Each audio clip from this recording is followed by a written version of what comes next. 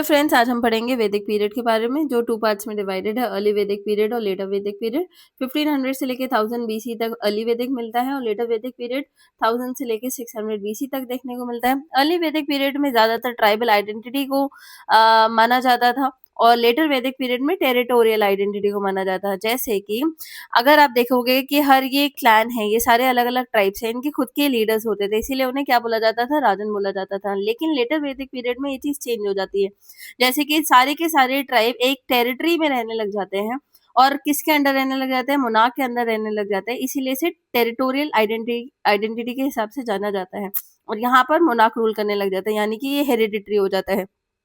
अब बात करते हैं सोशल स्ट्रक्चर के बारे में। जो ये वन सिस्टम था, यहाँ पर ऑक्यूपेशन पे बेस्ड था, यानी कि ब्राह्मणस का अगर बेटा है तो वो भी क्या बन सकता है, प्रीस्ट। जरूरी नहीं है वो प्रीस्ट बने, वो वॉरियर भी हो सकता है। अगर फादर प्रीस्ट है तो बेटा वॉरियर बन सकता है। क्षत्रियस, वैश्यस और शूद्रस, तो इसमें क्या था कि एक ही फैमिली से अलग अलग ऑक्यूपेशन करने वाले लोग हो सकते थे।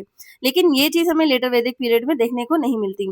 लेटर वैदिक पीरियड में हर चीज क्या हो जाती है, बर्थ बेसिस पे हो जाती है। अगर ब्राह्मणास के घर में जो बेटा है वो प्रीस्ट है, फादर भी प्रीस्ट होगा तो वो भी प्रीस्ट होगा, तो यानी कि एक ही सेम ऑक्यूपेशन सारे लोग फॉलो करेंगे। ये चीज हमें देखने को मिलती है लेटर वैदिक पीरियड में। हमें देखने को मिलता है अर्ली वैदिक पीरियड में वुमेन्स के पास हाई स्टेटस था, एजुकेटेड थी, उन्हें ज्यादा इंपॉर्टेंस दिया जाता था, वो असेंबलीज को अटेंड कर सकती थी, यानी कि सभा को। लेकिन लेटर वैदिक पीरियड में इनकी इंपॉर्टेंस डिक्लाइन होते हुए मिलती है।